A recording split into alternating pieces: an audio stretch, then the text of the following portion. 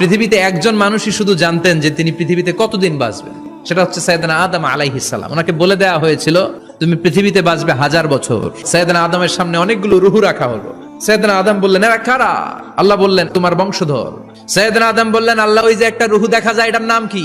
এটা তোমার ছেলে দাউদ, সে দুনিয়াতে নবী হয়ে আসবে। সাইয়েদনা আদম বললেন মাবুদ আমার ছেলে দাউদের কত বছর হায়াত আপনি দিয়েছেন? আল্লাহ বললেন মাত্র 40 বছর। সাইয়েদনা আদম বললেন মাবুদ এত ফুটফুটে সুন্দর আমার ছেলে দাউদ মাত্র 40 বছর দিলেন কেন? আল্লাহ আপনি বাড়ায় দেন, আল্লাহকে বাড়ানো যাবে না, লেখা হয়ে গেছে। সাইয়েদনা আদম বললেন আমার 1000 বছর থেকে 60 বছর আমি আমার ছেলেরে দিয়ে দিলাম।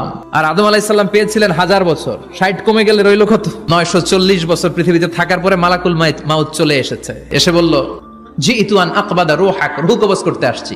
আদম আলাইহিস সালাম বললেন রূহ কবজ করতে আসছো মানে? আমি বাঁচবো তো 1000 বছর। মালাকুল মাউত বললেন না না, ওই যে আগের কথা স্মরণ করেন আপনি 60 বছর দিয়া দিয়েছিলেন। কয় না আমি দেই নাই।